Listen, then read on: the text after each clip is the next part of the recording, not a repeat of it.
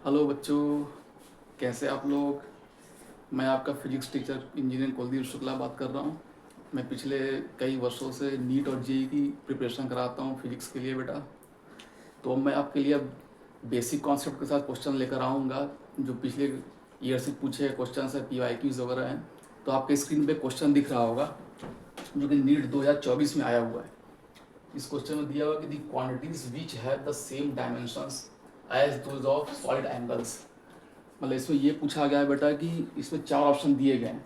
तो 4 ऑप्शन में हमको ये पता करना है कि कौन से जो ऑप्शन है उसमें उसका वही डायमेंशन होगा जो कि सॉलिड एंगल का डायमेंशन होता है। अब देखो बच्चों, सॉलिड एंगल का फॉर्मूला जो होता है हम लोग जानते हैं, solid angle is equal to होता है, solid angle is equal to formula होता है बेटा omega is equal to area upon r square. Solid angle is the formula omega is equal to a by r square. यहाँ पे ए होता है बेटा एरिया, ए होता है एरिया और आर होता है हमारा डिस्टेंस। तो यहां से हमको पता चलेगा, अगर हम सॉलिड एंगल का डायमेंशन लिखें तो बेटा हमें पता चले एरिया का डायमेंशन होता है एल स्क्वायर,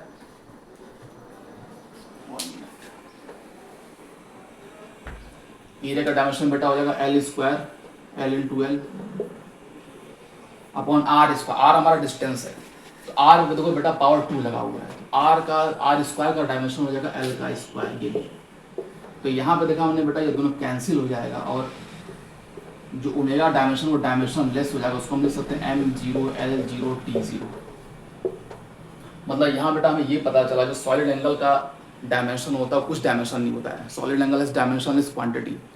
सॉलिड एंगल का फॉर्मूला है हमारा एरिया अपन आर स्क्वायर। इसको सॉल्व करने में हमको क्या पता चला कि सॉलिड एंगल का कोई भी डायमेंशन नहीं है। इसका डायमेंशन आ गया m0 l0 t0।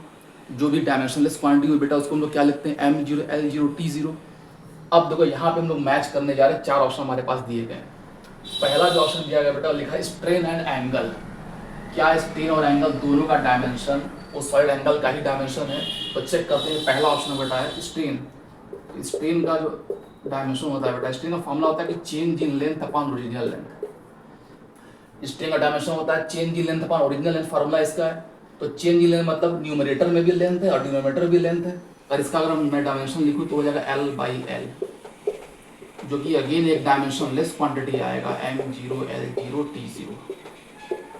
और इसके साथ दिया हुआ एंगल। एंगल का फॉर्मूला होता है angle theta is equal to, formula होता है arc length upon radius. Angle का फॉर्मूला होता है बेटा आर्क लेंथ अपॉन रेडियस। अब आर्क लेंथ ऊपर भी लेंथ है नीचे भी लेंथ है, अगेन इसका डायमेंशन अगर मैं लिखूं तो लेंथ अपॉन लेंथ आएगा, जो कि अगेन एक डायमेंशन लेस क्वांटिटी आएगा। इसका मतलब जो ऑप्शन ए है बेटा वो मैच कर जा रहा है, क्योंकि इसमें तो स्ट्रेन भी डायमेंशनलेस होता है और एंगल भी डायमेंशनलेस होता है। अगर सेकंड ऑप्शन की बात करें स्ट्रेस एंड एंगल, स्ट्रेस का फॉर्मूला होता है फोर्स अपॉन एरिया, तो इसका डायमेंशन कुछ होता है, एंगल हमारा डायमेंशनलेस हो गया। तो ऑप्शन बी हमारा इनकरेक्ट है क्योंकि स्ट्रेस का कुछ डायमेंशन होता है। ऑप्शन सी में देखो स्ट्रेन एंड आर्क, स्ट्रेन तो डायमेंशनलेस होता है लेकिन आर्क का मतलब आर्क लेंथ, तो आर्क लेंथ तो डायमेंशन होता है, तो ये भी ऑप्शन हमारा इनकरेक्ट हो गया। और ऑप्शन डी में दिया बेटा एंगुलर स्पीड एंड स्ट्रेस, तो स्ट्रेस का भी डायमेंशन होता है फोर्स अपॉन एरिया और angular speed has also dimension. So option D is also incorrect, क्योंकि बी सी और डी में जो 4 क्वांटिटी इनको दिख रही हैं इनके पास डायमेंशन है, और ए में जो क्वांटिटी बेटा दिख रही है strain and angle, they are dimensionless quantity जो कि सीधे कोइंसाइड करता है हमारा सॉलिड एंगल से। इसका डायमेंशन होता है एरिया अपॉन आर का स्क्वायर, जो कि एक डायमेंशन लेस क्वांटिटी है। इसका मतलब ऑप्शन ए इज करेक्ट, मतलब strain and angle are dimensionless quantities. तो थैंक यू वेरी मच बेटा।